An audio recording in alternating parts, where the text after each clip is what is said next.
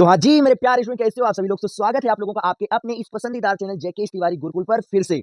और आज इस क्लास में हम आप लोगों को जो आपका बायोलॉजी है, बायोलॉजी के कुछ इतने महत्वपूर्ण एमसीक्यूज को करवाने वाले हैं, जो कि आपके बोर्ड में डायरेक्ट फंसने वाले हैं। सो प्लीज क्लास आप लोगों के लिए बहुत बहुत बहुत इंपॉर्टेंट है। कोई भी स्टूडेंट इस क्लास को छोड़कर नहीं जाएगा, आप ये ध्यान रखिएगा, अगर आपको बेहतर मार्क्स अपनी बोर्ड एग्जाम में लेकर आना है। और हाँ, आप सभी लोग पहला नंबर तो अगर चैनल पर नए हो तो चैनल को क्या करो, आप सब्सक्राइब कर लो, क्योंकि इसी प्रकार की स्टडी रिलेटेड वीडियो डेली आती रहती हैं इस पर शाम को 6 बजे, और इस चैनल के द्वारा बोर्ड एग्जाम की तैयारी करवाई जाती है। और क्लास को आप सभी लोग लाइक भी कर दो और क्लास को शेयर कर दो, ताकि उस सभी बच्चे के पास पहुंच सके जिसने अभी अपनी स्टडी अच्छी खासी नहीं की है और वो सोच रहा है कि क्या पता हमारा बेहतर मार्क्स बन पाएगा बोर्ड एग्जाम की नहीं बन पाएगा, है ना। तो सभी लोग भाई जोर लगाकर शेयर कर दो और लाइक भी कर दो सेशन को, ताकि हर एक बच्चे को फायदा मिल सके इस क्लास से। और हम आपको बताना चाहते हैं कि हम अपने चैनल पर इस समय एकदम फ्री यूट्यूब सीरीज चला रहे हैं, जिसमें केवल वही पढ़ाया जाता है जो डायरेक्ट आपके बोर्ड एग्जाम में आने वाला है।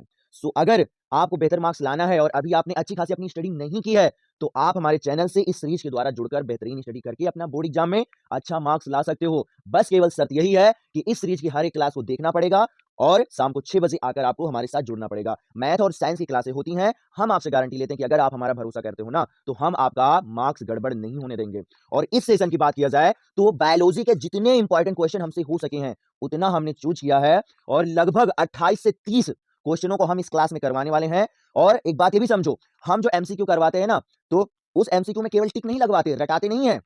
हम उसमें क्या करते हैं, हर एक ऑप्शन को एक्सप्लेन करते हैं कि आखिर ये है तो ये राइट क्यों है, और जो नहीं है तो वो क्यों नहीं है ना। सो एक्सप्लेन किया जाएगा और 28 से 30 होंगे, और 28 से 30 का 4 गुना लगभग 100 क्वेश्चनों के आसपास बनने वाला, ये आप समझिए, है ना। सो आज यह क्लास आप लोगों के लिए इतना इंपॉर्टेंट ना कि आप समझ नहीं सकते। सो रुकिएगा जरूर, क्लास को छोड़ के मत जाइएगा।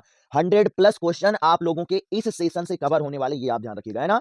सो आपका ज्यादा टाइम भी ना बर्बाद हो और क्लास ज्यादा लंबी ना हो, जिसके कारण आप उबो ना, इसलिए हम केवल एक्सप्लेन करेंगे और क्वेश्चनों को लेकर आए हैं लिखकर। आया समझ में? सो बगैर टाइम बर्बाद किए आपकी क्लास को स्टार्ट करेंगे, लेकिन फिर से बोल रहे हैं कि प्लीज सपोर्ट मी और शेयर कर दीजिए इस सेशन को, ताकि हर एक उस बच्चे तक इस सेशन को पहुंचाओ जो अभी अपनी स्टडी अच्छे खासे नहीं कर पाया है और फाइनेंशियल प्रॉब्लम के कारण वो ऑफलाइन कोचिंग नहीं कर सकता है। आया समझ में? सो भाई दिल लगाकर शेयर कर दीजिए और लाइक भी कर दीजिए सेशन को, और आप सपोर्ट कीजिए हमारा। हम आपसे गारंटी लेते हैं कि आपको स्टडी के रूप में हम सारा का सारा सपोर्ट रिटर्न कर देंगे, और जितना आप हमारा सपोर्ट करोगे उतना ही आपके लिए बेहतर हम करने की कोशिश करेंगे, और उतना ही बेहतर आपके जूनियरों के लिए भी होने वाला है। सो प्लीज आप सपोर्ट कीजिए, और बगैर टाइम बर्बाद किए हम आपकी क्लास को स्टार्ट कर रहे हैं। सो सीरियस होकर समझिएगा, हर एक ऑप्शन को हम एक्सप्लेन करने वाले हैं। सो रहेंगे 28 से 30, मगर लगभग 100+ क्वेश्चन इस क्लास से कवर होने वाले, आपकी याद रखिएगा, है ना। सो अब आपकी क्लास को स्टार्ट किया जा रहा है ना। सो अब आप समझो, अगर पहले क्वेश्चन की बात करें, दिखाई पड़ रहा है ना आपको? दिखाई पड़ रहा है? एक बात और बता दें, अगर आपको इन क्वेश्चनों का आंसर पता है तो आप कमेंट करके जरूर से जरूर बताओ, है ना। लाइव चैट में आप कमेंट करके बताओ, जो राइट होगा वो हम राइट बताएंगे, जो रॉन्ग होगा उसे हम रॉन्ग बताएंगे। और अगर क्लास से रिलेटेड कोई क्वेश्चन है तो आप उसे भी पूछिएगा, हमसे जितना हो सकेगा उतना हम एक्सप्लेन किए जरूर से जरूर आपके लिए। आया समझ में? ये मत सोचना कि ये प्रीमियम क्लास है, इसको आप लाइव महसूस कर सकते हो, क्योंकि हम भी आपके साथ बैठे ही हुए हैं हर एक क्वेश्चन का जवाब देने के लिए। बस आप क्वेश्चन करिएगा जरूर से जरूर, और कमेंट करके जरूर से जरूर बताइएगा कि आपको ये क्लास लगी कैसी है। आया समझ में? सो अब आपकी क्लास को स्टार्ट कर रहे हैं ना। सो अगर बात किया जाए तो पहला क्वेश्चन हमारा क्या है कि कोशिकीय प्रक्रम में ऊर्जा ऊर्जा मुद्रा है। ऊर्जा मुद्रा यानी कि जो कोशिकीय प्रक्रम होता है, इसमें जो ऊर्जा होती है, ऊर्जा किस रूप में बदलती है हमारी। मुद्रा का मतलब क्या हुआ? मूल्यवान चीज, है ना। मुद्रा का मतलब क्या हुआ? मूल्यवान चीज, अर्थात जो हमारी ऊर्जा है ये किस रूप में परिवर्तित होती है ना। सो ऑप्शन नंबर फर्स्ट हमारा क्या है? माइटोकॉन्ड्रिया, है ना। क्या माइटोकॉन्ड्रिया? बी क्या है? एटीपी, और सी हमारा क्या है? ग्लूकोज, और डी हमारा क्या है? पायरूवेट, है ना। तो समझो, अगर हम बात करें तो ये जो हमारा माइटोकॉन्ड्रिया है ना, माइटोकॉन्ड्रिया, इसे बोला जाता है क्या? सेल, पावर ऑफ सेल, मतलब पावर, हाँ, power house of cell, power house of cell, यानी कोशिका क्या? कोशिका क्या? कोशिका का क्या? कोशिका का ऊर्जा, विद्युत ऊर्जा घर, है ना। क्या? विद्युत ऊर्जा, ऊर्जा, विद्युत ऊर्जा घर, है ना। विद्युत ऊर्जा घर, यानी इसी से क्या होती है कि कोशिका को सारी प्रकार की ऊर्जा मिलती है जाकर। आया समझ में? मिलती है जाकर। और अगर हम ग्लूकोज, तो ये तो होने वाला नहीं है, नहीं होगा। अगर ग्लूकोज की बात किया जाए तो ग्लूकोज भी आपका नहीं होगा। और इसकी अगर अणुसूत्र की बात करें तो इसका क्या होता है? C6H12O6, ये होता है जाकर, ये भी नहीं होगा। और उसके बाद में अगर पायरूवेट की बात करें तो पायरूवेट क्या होता है? पायरूवेट क्या होता है? विखंडित होता है किसमें? ग्लूकोज में, है ना। मतलब हाँ ठीक है, ग्लूकोज विखंडित होकर पायरूवेट का निर्माण करता है, और यह प्रक्रिया कब होती है? अवायवीय श्वसन में, तो ये भी नहीं होने वाला है। बचा हुआ जो आपका ऑप्शन नंबर क्या? बी है। बचा हुआ ऑप्शन नंबर बी आपका क्या हो जाएगा? राइट हो जाएगा, एटीपी।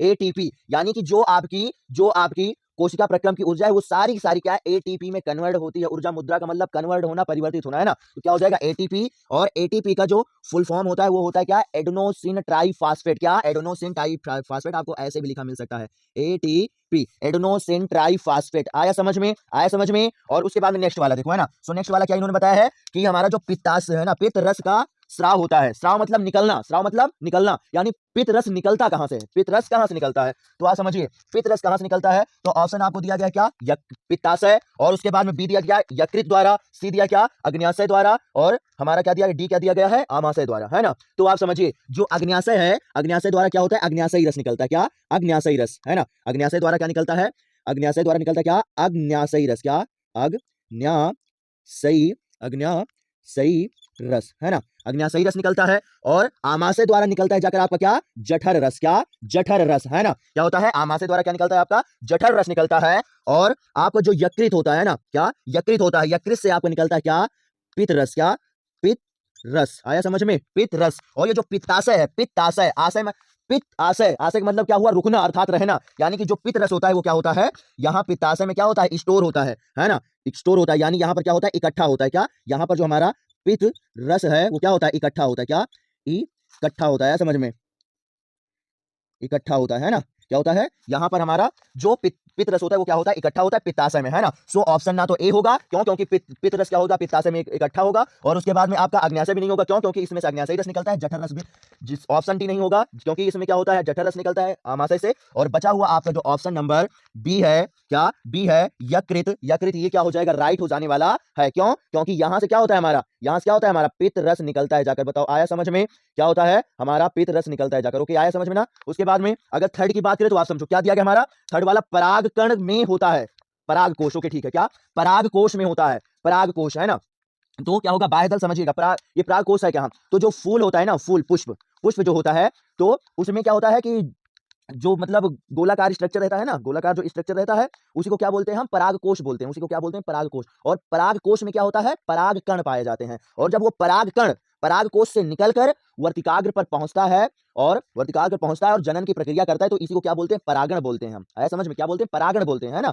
तो हमारा जो परागकोश है, परागकोश, कोश मतलब किसी चीज को धारण करना, कोश मतलब किसी चीज को धारण करना, अर्थात इस परागकोश में क्या होता है, आपका परागण होता है। क्या होता है, परागण होता है, परागकण, है ना, क्या, परागकण, है ना। सो ऑप्शन नंबर आपका डी हो जाएगा। और अगर अंडाशय की बात करें, अंडाशय की बात करें तो अंडाशय में तो आपका क्या होता है, आपका अंडा होता है जाकर, है ना। अंडाशय में क्या होता है, आपका अंडा होता है जाकर। क्या, अंडा आपका होता है अंडाशय में, है ना, अंडा होता है जाकर आपका। और उसके बाद में बीजांड की बात करें तो बीजांड, बीजांड क्या होता है, अच्छा हाँ ठीक है, ये जो आपका हमने अंडाशय बताया ना, इसी को क्या, बीजांड भी बोलते हैं। क्या बोलते हैं, बीजांड भी बोलते हैं। आया समझ में, क्या बोलते हैं, बीजांड भी बोलते हैं, है ना। क्या, बीजांड भी इसको बोला जाता है। तो चाहे क्या क्या बोलेंगे, बीजांड बोलेंगे या अंडा भी बोल सकते हैं, नो टेंशन। और उसके बाद में ये क्या हो जाएगा, तो ये भी हमारा क्या हो जाएगा, उसी में हो जाएगा। तो ये भी नहीं होने वाला ना, ये भी होने वाला है। और ये बाह्य दल होता है। तो बाह्य दल क्या होता है, पुष्प का बाह्य भाग होता है। क्या, पुष्प का बाह्य भाग जो हरा कलर का होता है ना, उसी को क्या बोलते हैं, बाह्य दल बोलते हैं। इसका काम होता है, इसका काम क्या होता है, उस पुष्प को सुरक्षित करना। क्या, पुष्प को सुरक्षित करना, सुरक्षित रखना, है ना। सो ये भी नहीं होने वाला है। और हमने आपको पहले ही बता दिया कि क्या होगा, कि आपका ऑप्शन नंबर डी परागकण हो जाने वाला है। आया समझ में। उसके बाद में अगर चौथे की बात करें तो आप समझो क्या दिया गया यहाँ पर, कि पत्तियों पर कलिका विकसित होती है। यानी इनमें ये क्या, तीन हमें पौधे दिए गए कि इनमें क्या होती है, कि पत्तियों पर कलिका विकसित होती है। तो आप समझिए जो पुदीना है, पुदीना, तो पुदीना में जो हमारी कलिका निकलती है तो वो तने से निकलती है। आलू में भी जो है वो क्या होती है, तने से निकलती है ना। तो अगर हम बात करें क्या, आपका आलू हो गया, आलू हो गया या पुदीना हो गया,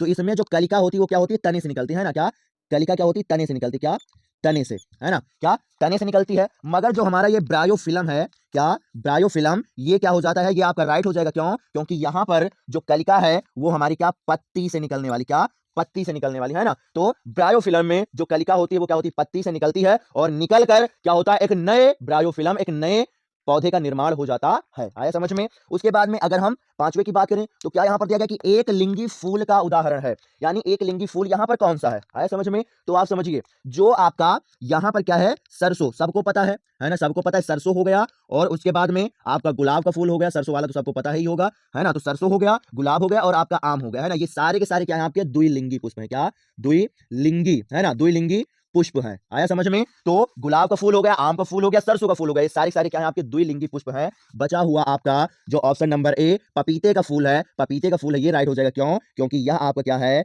एक लिंगी पुष्प है। क्या? एक लिंगी पुष्प है। एक लिंगी पुष्प का मतलब क्या हुआ? केवल एक लिंग हो, चाहे वो नर वाला हो या मादा वाला हो, है ना? आया समझ में? तो इनका जो हमारा परागण होता है, अर्थात इनमें जो फल वगैरह उत्पन्न होते हैं वो क्या होता है कि वो क्या होता है, किसी दूसरे कोई दूसरा पुष्प आकर मिलता है जाकर, तो परागण होता है, और परागण होने के बाद फिर क्या होता है कि उस फल का निर्माण होता है जिस फल का वो पौधा है। आया समझ में? आया समझ में? तो क्या करो, आप इसका स्क्रीनशॉट लो और आप देखो, हमने आपको जितने भी क्वेश्चन यहां पर लिखा है सारे के सारे क्वेश्चनों का हर एक ऑप्शन एक्सप्लेन किया है। सो इसी तरीके से हम अपने चैनल पर भाई मैथ और साइंस को बहुत अच्छे से एक्सप्लेन करते हैं, चाहे वो एमसीक्यू हो या थ्योरेटिकल क्वेश्चन हो। सो बेहतरीन मार्क्स लाना है तो आपको हमारा चैनल जरूर से जरूर ज्वाइन करना पड़ेगा, आप ध्यान रखिए, है ना? सो शेयर कर दो सभी लोग क्लास को और भारी से भारी संख्या में आकर स्टडी करो। हम गारंटी लेते हैं आपके रिजल्ट की, आपका रिजल्ट नहीं गड़बड़ होने वाला अगर आप हमारे ऊपर भरोसा करोगे तो। आया समझ में? सो क्या करो, आप इसका स्क्रीनशॉट लो और हम चल रहे हैं आगे क्वेश्चनों पर। ओके, सो स्क्रीनशॉट ले लो जल्दी से आप इसका भाई। उसके बाद में छठवां क्वेश्चन है हमारा कि एक स्वस्थ मनुष्य में सामान्य रक्तदाब होता है ना? एक स्वस्थ मनुष्य जो है यानी उसका हेल्थ जो ठीक है, उसके अंदर सामान्य रक्तदाब, रक्तदाब यानी ब्लड प्रेशर, उसका ब्लड प्रेशर कितना होता है? तो वो जो हमारा होता है वो हमारा कितना होता है जाकर, तो वो आपका होता है ऑप्शन नंबर इसमें क्या होगा, बी राइट हो जाने वाला है। क्या? क्या? 120/80, है ना? क्या? 120/80 ये होता है जाकर। आया समझ में? आया समझ में?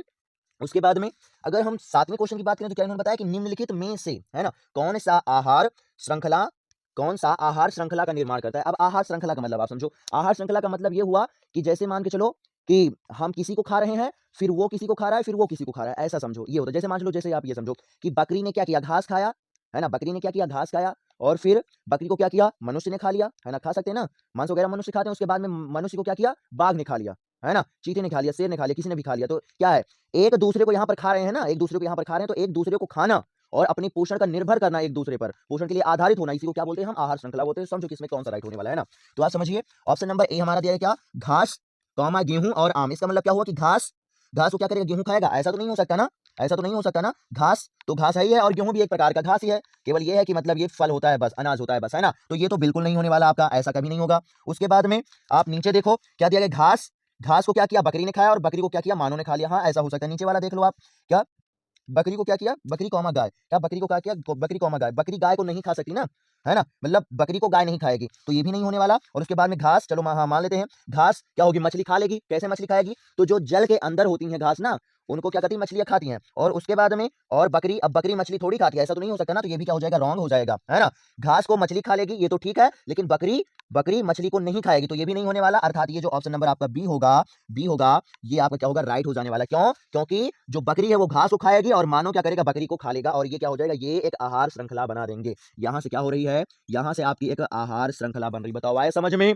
है ना? उसके बाद में आठवें क्वेश्चन की बात करो, समझो क्या दिया गया यहाँ पर, हाइड्रा में प्रजनन होता है, हाइड्रा में प्रजनन होता है। तो आप समझिए क्या होता है कि हाइड्रा जो होता है ना, तो हाइड्रा होता है कि हाइड्रा में क्या होता है कि उसके तने पर ही, है ना, उसके बॉडी पर ही एक क्या होता है, एक प्रकार की एक मतलब और हाइड्रा निकल आती है ना? उसके तने पर ही क्या होती है, एक और हाइड्रा निकल जाती है, और लगातार टाइम बीतते हुए वह जो नई हाइड्रा उसके तने से निकली है, जो नई हाइड्रा उसके तने से निकली है, वो क्या होगी, वो फिर एक नए हाइड्रा में बन जाएगी, है ना? समझो हाइड्रा क्या होता है, तो हाइड्रा क्या होता है, अपने शरीर पर, अपने बॉडी पर एक प्रकार का क्या करता है, गोलाकार आकृति बनाता है, और फिर धीरे धीरे धीरे धीरे क्या होता है, समय बीतते बीतते वही क्या होता है, गोलाकार आकृति उससे अलग होकर एक नए हाइड्रा का निर्माण कर लेती है, और बॉडी से निकलकर बॉडी में उभार उत्पन्न होना, और उभार उत्पन्न होकर एक नए जीव का निर्माण होना, यह जो प्रजनन की प्रक्रिया है, इसे बोलते हैं क्या, मुकुलन। इसे क्या बोलते हैं हम, मुकुलन बोलते हैं। और जो वो उभार उत्पन्न होता है बॉडी में, जीव के बॉडी में जो उभार उत्पन्न होता है, उसे क्या बोला जाता है, मुकुल। आया समझ में? तो क्या होता है, क्या होता है कि मुकुलन में जो जीव होता है ना, जीव के बॉडी पर एक मुकुल यानी गोलाकार स्ट्रक्चर उत्पन्न होता है, और समय बीतते हुए क्या होता है, वो गोलाकार स्ट्रक्चर उस जीव के बॉडी से अलग होकर एक नए जीव का निर्माण कर लेता है। आया समझ में? और यह प्रक्रिया आपका क्या होता है, हाइड्रा में होता है जाकर, हाइड्रा में होता है जाकर। अर्थात जो हाइड्रा में प्रजनन होता है वो क्या होता है, मुकुलन के कारण होता है। किसके कारण होता है, मुकुलन के कारण होता है। विखंडन का मतलब क्या हुआ, विखंडन का मतलब हुआ कि टूट जाना। क्या? विखंडन का मतलब टूट जाना, है ना? क्या होगा कि दो या दो से अधिक पार्ट में क्या होगा, टूट जाना। जैसे मान लो जो जीव क्या होते हैं, दो या दो से अधिक पार्ट में टूटकर नए नए जीव का निर्माण करते हैं, उन्हें उसको उस प्रक्रिया को क्या बोलते हैं, ये प्रजनन की प्रक्रिया हमारी विखंडन कहलाती है। और खंडन, खंडन समझो, विखंडन का मतलब दो से अधिक हो जाएगा, दो भी हो सकता है और दो से अधिक भी हो सकता है। लेकिन क्या होगा कि आपका खंडन खंडन में केवल 2 होगा, तो यहाँ पर कोई जीव क्या होगा 2 या 2 से अधिक पार्ट में डिवाइड होकर नए जीव का निर्माण करता है। मगर ये खंडन जो है, तो खंडन में केवल जीव हमारा 2 पार्ट में डिवाइड होकर समय अनुसार क्या होता है, नए नए जीव का निर्माण कर लेता है। और कायिक प्रजनन, तो कायिक प्रवर्धन का मतलब क्या हुआ कि ये पेड़ पौधों में होता है। ये क्या होता है, ये पेड़ पौधों में होता है। क्या होता है कि बॉडी से क्या होती है, कलिकाएं निकलने लगती है ना। जैसे इससे पहले हमने आपको कायिक प्रवर्धन के बारे में बताया था, है ना। क्या होगा कि आलू के तने से क्या होता है, नया पौधा उत्पन्न होता है और नई आलू बनती है जाकर। पुदीने के तने से नया पुदीने का पेड़ तैयार हो जाता है ना। ब्रायोफिल्म की पत्ती से नया ब्रायोफिल्म तैयार हो जाता है, तो इसे क्या बोलते हैं, कायिक प्रवर्धन बोलते हैं। आया इतना समझ में, है ना। तो ये हो गया जाकर। और उसके बाद यहाँ पर क्या होता है, जीव का केवल 2 भाग होता है। क्या, 2 भाग, है ना। और यहाँ पर क्या होता है, 2 से अधिक भाग होता है। क्या, 2 से क्या अधिक भाग होता है। ओके, आया समझ में। और यहाँ पर क्या होता है, तो यहाँ पर क्या होता है कि शरीर से, है ना, शरीर के किसी किसी भाग भाग से क्या होती, कलिका उत्पन्न होती। क्या, कलिका, कलिका, है ना, कलिका निकलती है, निकलती है। आया समझ में, आया समझ में, है ना। सो आपका मुकुलन वाला राइट हो जाएगा। उसके बाद 9वें की बात क्यों, समझो क्या इन्होंने बताया। पायरुवेट के विखंडन की प्रक्रिया संपन्न होती है, यानी पायरुवेट का विखंडन होता कहाँ है। तो इससे पहले अभी जो हमारा क्वेश्चन नंबर फर्स्ट था, है ना, फर्स्ट था, उसमें हमने बताया था कि क्या होता है कि हमारा ग्लूकोज क्या होता है, विखंडित होकर पायरुवेट का निर्माण करता है। ग्लूकोज क्या होता है, विखंडित होकर पायरुवेट का निर्माण करता है। और यह प्रक्रिया हमारी क्या होती है, माइटोकॉन्ड्रिया में होती है। क्या होती है, माइटोकॉन्ड्रिया में होती है अवायवीय श्वसन के दौरान। आया समझ में। अवायवीय श्वसन यानी जब ऑक्सीजन हमारा ना उपस्थित हो तब अगर श्वसन होगा, तब जो ग्लूकोज होगा वो माइटोकॉन्ड्रिया में क्या होता है, पायरुवेट में परिवर्तित हो जाता है, विखंडित हो जाता है। समझ में। तो ये होता है जाकर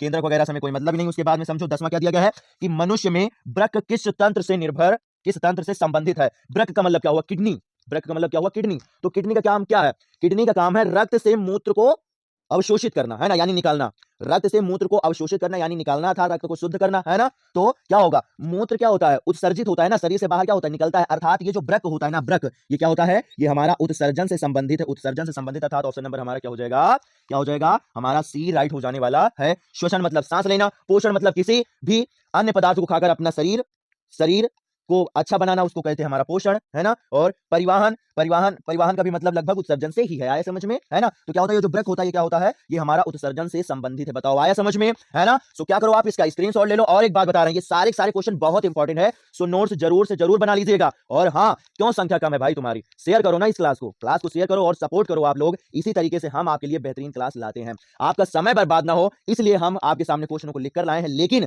समझाने में हमारे कोई भी कमी नहीं है। हम हर एक एक ऑप्शन को एक्सप्लेन कर रहे हैं ताकि आपके माइंड में हर एक ऑप्शन समझ में आ जाए। आप हर एक ऑप्शन समझ सको कि आखिर ये है तो क्यों है और ये नहीं है तो क्यों नहीं है, क्योंकि हमें समझाना है ना कि रटाना है। किसी दूसरी प्लेटफॉर्म की तरह हम नहीं पढ़ाते कि चलो इसका ये हो गया केवल टिक लगा लो तुम रट लो, नहीं, हमें आपको एक्सप्लेन करना है ना। सो भाई आपका सपोर्ट हमें चाहिए, सपोर्ट करना बनता है। अगर आप सपोर्ट करोगे तो ना जाने कितने ऐसे बच्चों का भला हो जाएगा आपके सपोर्ट से, जो फाइनेंशियल प्रॉब्लम के कारण ऑफलाइन कोचिंग नहीं कर सकते या ऑनलाइन ही पढ़ रहे हैं, तो उनका भविष्य गड़बड़ हो रहा है और वो रट रहे हैं, है ना। क्योंकि रटने से केवल तुम बोर्ड एग्जाम ही क्रैक कर सकते हो, बट कंपटीशन एग्जाम नहीं क्रैक कर सकते, ये आप समझिए। है समझ में, तो आपको समझना पड़ेगा ना, आपकी रटना पड़ेगा। सो इसका स्क्रीनशॉट ले लो और उसके बाद में चल रहे हैं हम नेक्स्ट क्वेश्चनों पर। सो क्या करो, आप इसका स्क्रीनशॉट ले लो जल्दी से भाई। उसके बाद में क्वेश्चन नंबर 11 है कि क्या मादा जनन तंत्र के किस भाग में लूप, और इस लूप को क्या कॉपर टी यानी कि क्या होता है कि कॉपर, जो कॉपर धातु होती है ना, उसका क्या होता है, टी आकार का एक एक उपकरण होता है, एक उपकरण होता है, स्थापित किया जाता है। समझो, ये कह रहे हैं कि जो मादा जनतंत्र है, मादा जनतंत्र है यानी कि अगर बात किया जाए तो क्या होगा कि यूनी, है ना, यूनी की बात कर रहे हैं, तो यूनी में कौन सा ऐसा भाग है कि उसमें हम लूप यानी कॉपर टी, अर्थात सिंपल सी बात किया जाए तो अगर इनके कहने का मतलब कि अगर नसबंदी करना है ना, समझो, अगर नसबंदी करना है तो मादा जनतंत्र अर्थात यूनी में किस भाग में हम क्या करेंगे, इस कॉपर टी अर्थात लूप वाले यंत्र को स्थापित करेंगे, लगाएंगे। तो आप समझो ये क्या होता है, क्या अंडाशय में तो आपके क्या होते हैं, अंडे होते हैं, है ना, अंडे होते हैं जिनसे शुक्राणु मिलकर क्या हो करता है, नए जीव का निर्माण करता है। तो इसमें तो होने वाला नहीं है ना। अंडवाहिनियों में क्या होता है, तो वहां से क्या होता है, अंडकोश से अर्थात अंडाशय से क्या होता है, अंडाशय से क्या होता है, अंडा आता है अंडवाहिनियों के द्वारा,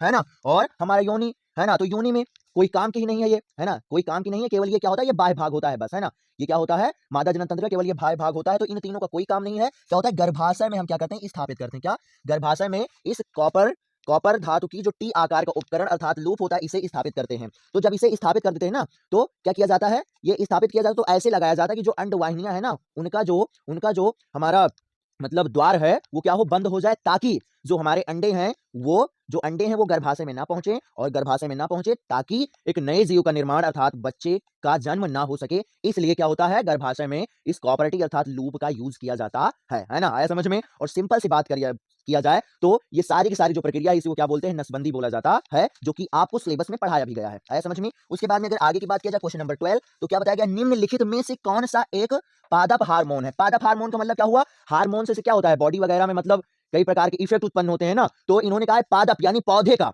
इनमें दिया गया है तो पौधे का कौन सा हमारा हार्मोन है। तो आप समझिए, हमारा जो थायरॉक्सिन होता है ना, क्या थायरॉक्सिन, थायरॉक्सिन हो गया, उसके बाद में हमारा एस्ट्रोजन हो गया और इंसुलिन हो गया, है ना। ये तीनों के तीनों क्या है, ये तीनों के तीनों क्या होते हैं, मानव, क्या मानव, है ना, क्या मानव, है ना, क्या मानव हार्मोन होते हैं, या आप जीव हाँ ठीक है, मानव हार्मोन होते हैं। मगर मगर जो हमारा ये जिब्रेलिन नाम का हार्मोन होता है, जिब्रेलिन नाम का हार्मोन होता है, ये क्या होता है, पादप हार्मोन होता है, पौधों का हार्मोन होता है ना। तो जिब्रेलिन नाम का हार्मोन पौधों में क्या होता है, स्रावित होता है। आया समझ में। उसके बाद में अगर 13वें क्वेश्चन की बात किया जाए तो इससे रिलेटेड हम क्वेश्चन अभी इससे पहले करवा भी चुके हैं, इससे पहले हमने करवाया क्वेश्चन इससे रिलेटेड, है ना। मगर क्या है, केवल क्वेश्चन की भाषा चेंज हो गई है बस, और पूछा इन्होंने वही है। आया समझ में। क्या पूछा कि निम्नलिखित में से कौन पराग कोश में बनता है। तो चाहे बोला जाए पराग कोश में बनता है, या पराग कोश में उपस्थित होता है, या पराग कोश में रहता है, या पराग कोश का भाग है, कुछ भी आपसे पूछ लिया जाए, केवल लैंग्वेज चेंज होगी आपका, केवल क्या होगा, भाषा चेंज होगी बस, वाक्य आपका चेंज होगा, मगर अर्थ वही होने वाला, अर्थात वही पूछ रहे हैं। तो समझो क्या होगा, पराग कोश, तो पराग कोश सिंपल सी बात है, परागण हो जाएगा, अर्थात पराग कोश में क्या होता है, पराग कण होते हैं, पराग कण होते हैं जो वर्तिकाग्र पर पहुंचकर क्या करते हैं, बीजांड से मिलकर एक नए जीव का निर्माण करते हैं, और ये पूरी पूरी प्रक्रिया हमारी क्या कहलाती है, परागण कहलाती है। आया समझ में। तो पराग कोश में क्या होते हैं, हमारे परागण होते हैं। ऑप्शन नंबर क्या हो जाएगा आपका, बी हो जाने वाला है। बाह्य दल क्या होता है, तो बाह्य दल क्या होता है, पुष्प का बाहरी हरा भरा भाग, जो कि पुष्प को क्या करता है, सुरक्षा प्रदान करता है। उसके बाद में भ्रूण कोश की बात करें तो क्या होता है कि हमारा क्या होता है कि इस परागकण का, है ना, परागकण का बीजांड से मिलने के बाद, परागकण का बीजांड से मिलने के बाद जो हमें प्राप्त होता है, क्या, जो हमें प्राप्त होता है नए जीव का सबसे सूक्ष्म आकार, उसी को क्या बोलते हैं, हम भ्रूण कोश बोलते हैं। और लगातार ये भ्रूण कोश ही क्या होता है, लगातार समय अनुसार बढ़कर एक नए जीव का निर्माण करता है। आया समझ में। उसके बाद में अगर अंडाशय की बात करें तो अंडाशय में क्या होते हैं, हमारे बीजांड होते हैं, एकदम सिंपल सी बात है और कुछ भी नहीं। आया समझ में। सो अब आगे समझो, आगे अगर मतलब हाँ 14वां क्वेश्चन है हमारा, क्या इन्होंने बताया है कि ये आपका चैप्टर नंबर जो हमारा मतलब लास्ट वाला चैप्टर है ना, लास्ट वाला चैप्टर जो है हमारा पर्यावरण, उससे रिलेटेड है। तो क्या इन्होंने बताया कि निम्नलिखित में से कौन सा पर्यावरण मित्र व्यवहार है। पर्यावरण मित्र व्यवहार का मतलब आप समझिए, पर्यावरण मित्र व्यवहार का मतलब ये हुआ कि पर्यावरण को नुकसान नहीं पहुंच रहा है इसके द्वारा, अर्थात पर्यावरण प्रदूषण नहीं हो रहा है, किसके कारण। तो आप समझिए क्या इन्होंने बताया। सबसे पहले ऑप्शन नंबर क्या, बाजार में कपड़े के थैले को ले जाना, है ना। समझो इससे पहले, है ना, 1-2 वर्ष पहले क्या हुआ था, पन्नी मार्केट में बंद हो गई थी ना, प्लास्टिक की जो पन्नियां, ये क्या है, मार्केट में बंद हो गई थी। क्यों, क्योंकि पन्नी इतना यूज हुआ है कि कबाड़ में बहुत सारी पन्नी, और इसके द्वारा क्या होता है, लगातार पर्यावरण प्रदूषण हो रहा है। इसलिए क्या किया गया था, पन्नियों को बंद कर दिया गया था, उनके स्थान पर एक दूसरी पन्नी को चलाया गया था, लेकिन वो सक्सेस नहीं हुई, इसलिए फिर से पन्नी क्या हुई, चलना स्टार्ट हो गया। तो वही उन्होंने कहा कि बाजार में क्या करें, हम कपड़े का थैले ले जाएं, है ना, और पन्नी का यूज ना करें। तो बात भाई एकदम सही है, अगर हम क्या करेंगे, कपड़े का थैले का यूज करेंगे तो क्या होगा, पर्यावरण प्रदूषण से हमें कुछ ना कुछ जरूर से जरूर फायदा होने वाला, पर्यावरण प्रदूषण कम होगा, है ना। उसके बाद में क्या बताया है कि अनावश्यक ऊर्जा बचाने के लिए विद्युत उपकरणों के स्विच को बंद कर देना। हाँ भाई बात एकदम सही है। अनावश्यक का मतलब जब आपके मतलब जरूरत ना हो, जब आपको जरूरत ना हो तो जरूरी नहीं है कि आप विद्युत उपकरण अर्थात बल्ब हो गया या आपका कोई अन्य उपकरण हो गया, कोई जरूरी नहीं कि आप चलाओ, है ना। मान चलो आप टीवी देख रहे हो और आपने क्या किया, टीवी चलाकर छोड़ दिया और बाहर आप निकल गए, तो ये बात आपके लिए गलत है। आप क्या करो कि आप ऊर्जा को बचाओ, और जब जरूरत हो तभी आप क्या करो, विद्युत उपकरणों के स्विच को ऑन करो। आया समझ में। और नहीं तो आप बंद किए रहो, है ना। तो जब बंद हम करे रहेंगे अनावश्यक ऊर्जा बचाने के लिए, तब इससे भी पर्यावरण में हमें फायदा होने वाला है। आया समझ में। उसके बाद अगर सी की बात करें तो क्या बताया इन्होंने, कम दूरी के लिए वाहनों का ना प्रयोग करना। बात एकदम सही है भाई, है ना। क्या होता है, इस समय इतने वाहन चल चुके हैं कि उनके इंजन से क्या होता है, धुआं निकलकर पर्यावरण को प्रदूषण कर रहा है ना। तो क्या करते हैं कि अब भाई ज्यादा, अब हम लोग पैदल तो चलेंगे नहीं, है ना, क्योंकि आदत पड़ गई है तो पैदल चल भी नहीं पाएंगे। लेकिन हाँ, कम दूरी के लिए हम क्या करें, कम दूरी के हम ये करें कि वाहनों का प्रयोग ना करें कम दूरी के लिए, तब कुछ ना कुछ फायदा जरूर से जरूर पर्यावरण के लिए होने वाला है। आया समझ में। सो बाजार में कपड़े के थैले का ले जाना, ये भी राइट है। उसके बाद में अनावश्यक ऊर्जा बचाने के लिए विद्युत उपकरणों की स्विच को बंद करना, ये भी राइट है हमारा। और कम दूरी के लिए वाहनों का प्रयोग करना, ये भी राइट है। तीनों का अगर हम यूज करेंगे तो हमें कुछ ना कुछ पर्यावरण प्रदूषण से मुक्ति मिलेगी जाकर। आया समझ में। सो इसमें जो ऑप्शन नंबर आपका डी है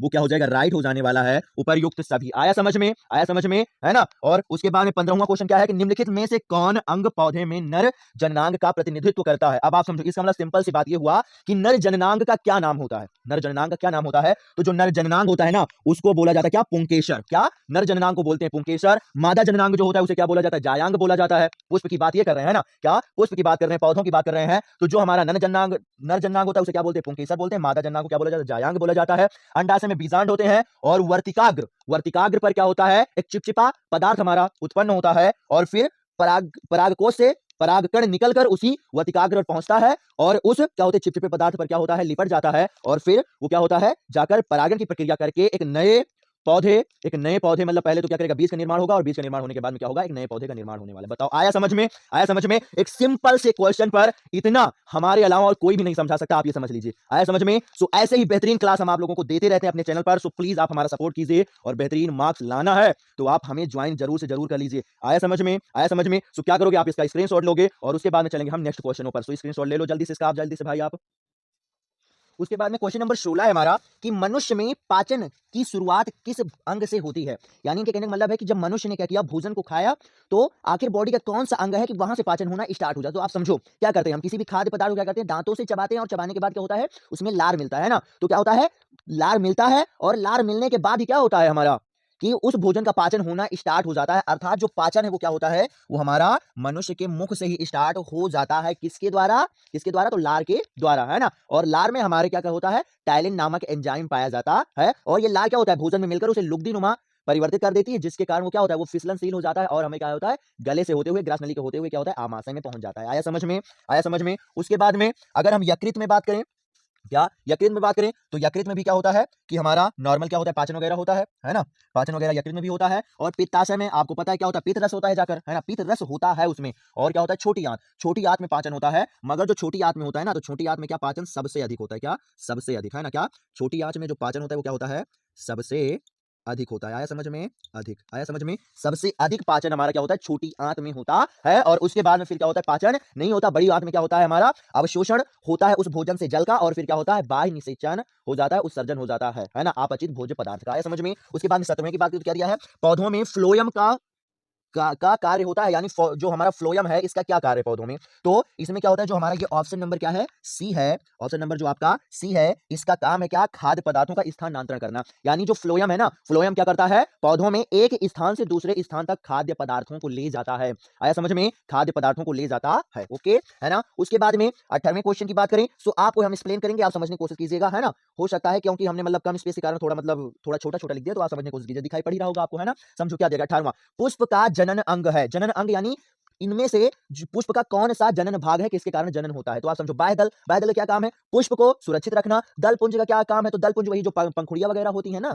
बाह्य दल के बाद जो हमारी क्या होती है? पंखुड़ियां वगैरह होती है, उन्हें दल पुंज बोला जाता है। तना, तो तना क्या है? उस मतलब क्या हुआ जाकर, क्या हो जाएगा जाकर हमारा कि उस पुष्प का जो मतलब अन्य पार्ट होता है, पुष्प के अलावा अन्य जो नीचे वाला पार्ट हो जाएगा वो हमारा तना हो जाएगा। सो बचा हुआ जो जायांग हो जाएगा, जायांग ये क्या है? ये आपका पुष्प का जनन अंग है और ये भी कौन सा है? तो ये आपका मादा जनन अंग है। आया समझ में? और नर जनन अंग को क्या बोलते हैं? पुंकेसर बोलते हैं। ओके, उसके बाद में 19वें की बात की तो क्या बताया गया यहाँ पर? मेंडल ने प्रारंभिक शिक्षा प्राप्त की थी। अगर आपने अनुमानसिकता वाला चैप्टर पढ़ा तो उसमें आपको बताया गया होगा, है ना। तो मेंडल ने प्रारंभिक शिक्षा कहां से प्राप्त की थी? तो उन्होंने क्या? गिरजाघर से। क्या? गिरजाघर से। ऑप्शन नंबर डी राइट हो जाएगा। गिरजाघर से उन्होंने क्या? अपनी प्रारंभिक शिक्षा प्राप्त की थी। उसके बाद अगर 20वें की बात करें तो क्या हमारा? वायुमंडल की ओजोन परत पृथ्वी को बचाती है ना। वायुमंडल की ओजोन परत पृथ्वी को बचाती है। यानी इनके कहने का मतलब है कि हमारी जो पृथ्वी है ना, इसके चारों तरफ एक प्रकार की क्या है? परत लगी हुई है, परत चढ़ी हुई है, उसे बोलते हैं ओजोन परत। और ये ओजोन परत सूर्य से आने वाली पराबैंगनी किरणों को रोकती है और अगर ये पराबैंगनी किरणें आ जाएंगी ना तो पृथ्वी पर उपस्थित जीवों में अपने आप क्या होगा? कैंसर उत्पन्न होने लगेगा। और जब कैंसर उत्पन्न होने लगेगा तो क्या होगा? एक ऐसा टाइम आएगा कि इस पृथ्वी पर कोई भी जीव नहीं रह जाएगा। अर्थात वो ओजोन परत क्या करती है? तो वो हानिकारक पराबैंगनी किरणों को रोकती है। अगर वो आ गया तो हर एक जीव के बॉडी में क्या होगा? कैंसर उत्पन्न हो जाएगा। ऐसा समझ में? सो क्या काम है इसका? इसका क्या काम है ओजोन परत का? तो ओजोन परत का क्या है काम है? पराबैंगनी किरणों को रोकना। आया समझ में? आया समझ में? उसके बाद में 21वें की बात करें तो क्या दिया गया है? पौधों में जाइलम किसके लिए उत्तरदायी है? उत्तरदायी मतलब आखिर पौधों में जाइलम का क्या काम होता है? क्या काम होता है ना। तो आप समझो इसके लिए आप एक क्या करिएगा? वाक्य याद कर लीजिएगा, है ना। वाक्य याद कर लीजिएगा। क्या क्या क्या? जालिम। क्या? जालिम, है ना। जालिम। जाइलम। क्या? जाइलम। जल जल क्या? लेकर लेकर जाता है। बताओ आया समझ में? ये आप वाक्य याद कर लीजिएगा, बहुत इंपॉर्टेंट है इस क्वेश्चन के लिए, आप कभी भी भूलोगे नहीं। क्या? जालिम जाइलम जल लेकर जाता है। क्या? जालिम जाइलम जल लेकर जाता है। इस वाक्य से आपको इस क्वेश्चन का उत्तर मिल जाएगा और कभी आप भूलोगे ही नहीं। अर्थात इसका क्या मतलब हुआ कि जो जाइलम है, जाइलम का जो कार्य वो क्या है? जल का स्थानांतरण करना, अर्थात जल का वाहन करना। यानी ऑप्शन नंबर क्या हो जाएगा आपका? ए हो जाने वाला। बताओ आया समझ में? आया समझ में ना? तो क्या करोगे आप? इसका स्क्रीनशॉट लोगे और फिर से बता रहे हैं, बेहतरीन स्टडी और बेहतरीन मार्क्स के लिए आपको हमारे चैनल को जरूर जरूर ज्वाइन करना पड़ेगा, क्योंकि एक छोटे से क्वेश्चन में हमारे अलावा और कोई इतना एक्सप्लेन करने वाला है भी नहीं। आया समझ में ना? सो मैथ और साइंस के लिए बेहतरीन मार्क्स लाने के लिए बोर्ड एग्जाम में आप शाम को 6 बजे आ जाया करो, क्लास ये होती है। ऐसे ही हर एक क्वेश्चन को एक्सप्लेन करके मैथ को भी पढ़ाया जाता है और साइंस को भी पढ़ाया जाता है। बताओ आया समझ में? स्क्रीनशॉट इसका लो, उसके बाद में चला जाए नेक्स्ट क्वेश्चन पर। ले लो इसका स्क्रीनशॉट जल्दी से आप भाई।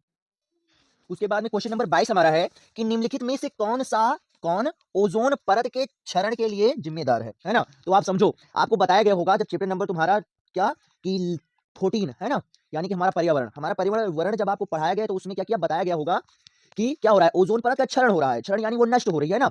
अभी हमने इससे पहले बताया आपको कि ओजोन परत जो है वो पृथ्वी पर पराबैंगनी किरणों को आने से रोकती है, जिसके कारण क्या होता है? कैंसर मनुष्यों में होने से बच रहा है, और नहीं तो क्या होगा? जीवों में क्या होगा? मनुष्य होने लगेगा और एक ऐसा टाइम आएगा कि पृथ्वी पर कोई बचेगा ही नहीं, है ना? तो आप समझो, वही इन्होंने कहा है कि आखिर वो क्षरण हो रही, वो इस समय क्या हो रही है? वो नष्ट होना स्टार्ट हो गई है, पतली होना स्टार्ट हो गई है। तो वो नष्ट हो किसके कारण रही, उसे हमें बताना है ना। तो आप समझो, कार्बन डाइऑक्साइड तो क्या करती है? ये उपस्थिति रहती है ना? कार्बन डाइऑक्साइड उपस्थिति रहती है। इसे क्या करते हैं? इसे पेड़ पौधे ग्रहण करते हैं। नाइट्रिक अम्ल, ये अम्ल है, इसका कोई जरूरत ही नहीं है। कार्बन मोनोऑक्साइड, ये एक प्रकार की क्या है? जहरीली गैस है। और जो ये आपका क्या CFC है, CFC क्लोरोफ्लोरोकार्बन, जो कि पाई जाती है रिफ्रिजरेटर यानी सिंपल सी बात करें तो जो आप गांव में बोलते हो क्या? फ्रिज है ना, फ्रिज, रिफ्रिजरेटर में ये पाई जाती है। जो फ्रिज में गैस होती है ठंडी करने वाली पदार्थों को, वो होती है आपकी क्लोरोफ्लोरोकार्बन ही। और ये इतनी हानिकारक है कि इसके जो अणु है ना, वो क्या कर रहे हैं? ओजोन परत को नष्ट कर रहे हैं। आया समझ में? और क्या होगा? अगर लगातार इसका यूज लगातार बढ़ता गया तो एक ऐसा टाइम आएगा कि आपकी ओजोन परत नष्ट हो जाएगी और फिर क्या होगा कि इस धरती से जीवों का विनाश भी हो सकता है। आया समझ में? ये जो गैस हमारी बहुत बहुत बहुत हानिकारक है, क्लोरोफ्लोरोकार्बन, ये क्या करती है? ओजोन परत को नष्ट करती है। आया समझ में? उसके बाद में 23 की अगर बात करें तो क्या दिया गया है? गुर्दे का मतलब क्या है? यहाँ से किडनी से, वृक्क से है कि कौन इकाई उत्सर्जन प्रक्रिया में भाग लेती है। यानी कि कहने का मतलब है कि जो गुर्दा है, वृक्क है, उसमें भी बहुत सारे पार्ट होते हैं, है ना? हर एक अंग में कई सारे पार्ट होते हैं, आप ये समझिए। तो उस वृक्क में जो उत्सर्जन होता है, उत्सर्जन कौन सा होता है? इस वृक्क के कारण तो क्या होता है? वृक्क के कारण जो उत्सर्जन होता है वो रक्त से क्या होता है? मूत्र को छानने का कार्य किया जाता है और मूत्र को निकाला जाता है ना उत्सर्जन के बाद। तो आखिर इनके कहने का मतलब है कि वो आखिर कौन सा अंग, वृक्क का कौन सा अंग करता है मूत्र को छानने का कार्य, अर्थात उत्सर्जन वृक्क के किस भाग के कारण होता है? तो वो हमारा होता है किसके नेफ्रॉन। क्या? नेफ्रॉन ऑप्शन नंबर बी हो जाएगा। क्या आपका? वृक्काणु के द्वारा। क्या? वृक्काणु के द्वारा, है ना? गोलाकार स्ट्रक्चर होता है और बहुत सारी नलिकाएं रहती हैं और फिर क्या होता है? यहाँ पर रक्त शुद्ध किया जाता था, रक्त से मूत्र को, जल को अवशोषित किया जाता है और मूत्राशय में स्टोर करके फिर क्या होता है? सिसन से निकाल दिया जाता है। बताओ आया इतना समझ में? आया इतना समझ में? उसके बाद 24वें की बात करें तो क्या दिया गया है? ऑक्सीजन की उपस्थिति में पायरुवेट का ऑक्सीकरण कोशिका के किस भाग में होता है? यानी इनके कहने का ये मतलब है कि जो हमारा पायरुवेट उसका ऑक्सीकरण किस भाग में होता है? तो जो होता है तो वो क्या होता है? माइटोकॉन्ड्रिया में होता है। किसमें होता है? माइटोकॉन्ड्रिया में। अभी इससे पहले हमने तुमको बताया था कि अवायवीय श्वसन के समय ग्लूकोज क्या होता है? माइटोकॉन्ड्रिया में क्या होता है? पायरुवेट में विखंडित हो जाता है, अर्थात जो ये पायरुवेट के ऑक्सीकरण की क्रिया वो कहां होती? माइटोकॉन्ड्रिया में ही होती। बताओ आया समझ में? आया समझ में ना? ओके ठीक है। उसके बाद 25वें की बात की तो क्या इन्होंने कहा है? श्वापोषी पोषण के लिए आवश्यक होता है। अब एक बात ये समझो, स्वापोषी पोषण कौन करते हैं? तो हरे पेड़ पौधे, और हरे पेड़ पौधे जो स्वापोषी पोषण करते हैं अर्थात क्या करते हैं? स्वयं का पोषण तैयार करना, अर्थात प्रकाश संश्लेषण की प्रक्रिया की बात कर रहे हैं। समझ में? तो चाहे आपसे प्रकाश संश्लेषण की प्रक्रिया की बात किया जाए, ये पूछ लिया जाए कि स्वापोषी पोषण के लिए क्या आवश्यक है, कुछ भी पूछ सकते हैं। दोनों में से आंसर आपका एक ही होगा। तो समझो, कार्बन डाइऑक्साइड और जल दोनों हमें ये भी चाहिए, और क्या? क्लोरोफिल की मात्रा भी चाहिए, है ना? कार्बन डाइऑक्साइड और जल चाहिए, क्लोरोफिल की मात्रा चाहिए, सूर्य का प्रकाश भी चाहिए, यानी सब कुछ हमें चाहिए। अर्थात क्या हो जाएगा? ऑप्शन नंबर डी हो जाएगा, इनमें सभी राइट। आया समझ में? आया समझ में ना? ओके ठीक है, ओके ठीक है। उसके बाद में 26वां क्वेश्चन हमारा क्या है कि मेंडल ने अपना प्रयोग किया था, यानी प्रयोग किया था किसके कारण प्रयोग किया था? तो यहां पर दिया गया क्या? ठीक है, हाँ, वंशागत गुणों के अध्ययन के लिए, है ना? तो क्या? वंशागत गुणों का अध्ययन का मतलब क्या हुआ? एक पीढ़ी से दूसरे पीढ़ी में गुण किस प्रकार ट्रांसफर हो रहे हैं, इसके लिए क्या मेंडल ने अपना प्रयोग किया था, है ना? अन्य क्या दिया? मटर के उत्पादन के लिए, अर्थात उन्हें मटर की खेती नहीं करनी थी। गेहूं के उत्पादन के लिए उन्हें गेहूं की भी खेती नहीं करनी थी, और ना उनको चावल की खेती करनी थी, बल्कि उन्हें ये ज्ञात करना था कि आखिर एक पीढ़ी से दूसरी पीढ़ी में जो जीव हैं उनके अंदर गुण कैसे ट्रांसफर होता है, अर्थात वंशागत गुणों के अध्ययन के लिए उन्होंने क्या किया था? अपना प्रयोग किया था। बताओ आया समझ में? आया समझ में ना? स्क्रीनशॉट इसका लो और उसके बाद में हम बचे हुए क्वेश्चन पर चल रहे हैं। ले लो इसका स्क्रीनशॉट जल्दी से आप भाई।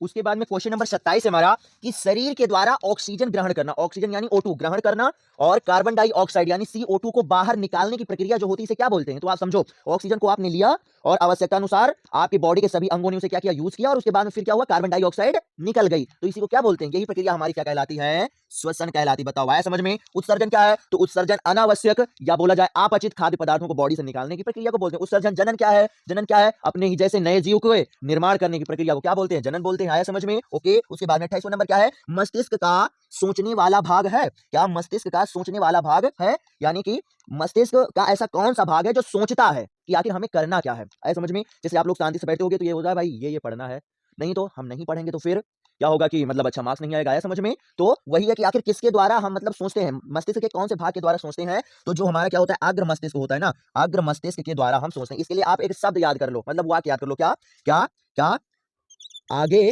क्या आगे आगे आगे आगे क्या अग्र अग्र मस्त आगे आगे का है ना, आगे आगे का, आगे आगे का अग्र मस्तिष्क, मस्तिष्क के द्वारा सोचा जाता है।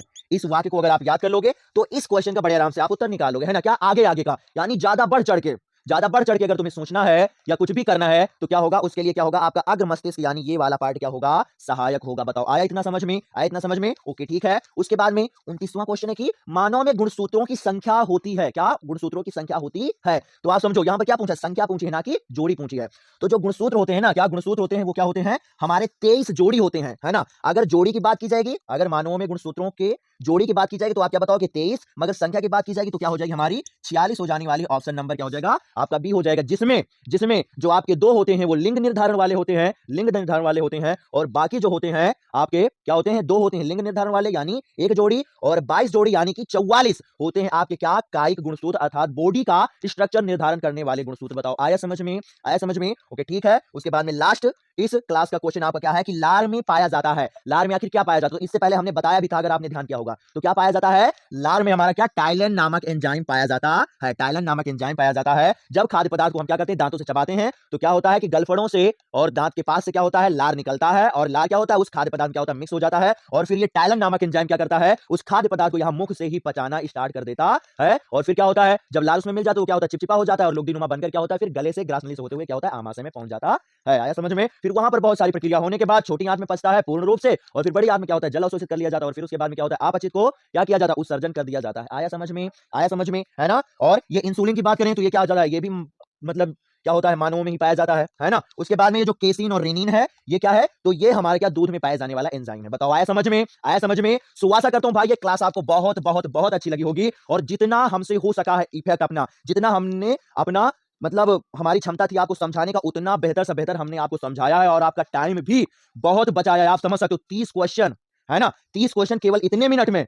सो आप समझ सकते हो कि हमने आपको पूर्ण रूप से अच्छे से समझाया भी है, और हर एक क्वेश्चन को आप ये नहीं कह सकते कि समझ में नहीं आया अगर आपने अच्छे से देखा होगा। सो आप देख सकते हो भाई, मैथ और साइंस की इसी तरह धमाकेदार क्लास होती है। सो अगर आपको भी अपने बोर्ड एग्जाम में बेहतरीन मार्क्स लाना है तो जरूर जरूर आज शाम को आ जाया करो। 6 बजे मैथ और साइंस की क्लास चलती है, एक दिन मैथ की और एक दिन साइंस की, है ना। सो फिर बाय बाय स्टूडेंट, आप हमारा सपोर्ट कीजिए, हम आपसे गारंटी लेते हैं ना कि आपको बेहतरीन से बेहतरीन मार्क्स दिलाएंगे हम, है ना। और जितना आप सपोर्ट करोगे उतना ही आपके लिए और आपके जूनियर लोगों के लिए बेहतर हम जरूर से जरूर करेंगे, ये हमारा आपसे वादा है। सो आप हमारा सपोर्ट करना स्टार्ट कर दीजिए। ओके फिर बाय बाय स्टूडेंट, चलते हैं और फिर मिलेंगे आपको एक नए क्लास में नए क्वेश्चन और नए टॉपिक के साथ। ओके बाय बाय स्टूडेंट, और बेहतर मार्क्स के लिए आप जरूर से जरूर शाम को 6 बजे आ जाया करो क्लास करने। आया समझ में? ओके बाय बाय स्टूडेंट, चल रहे हैं और फिर मिलेंगे एक नई क्लास में। Okay bye bye.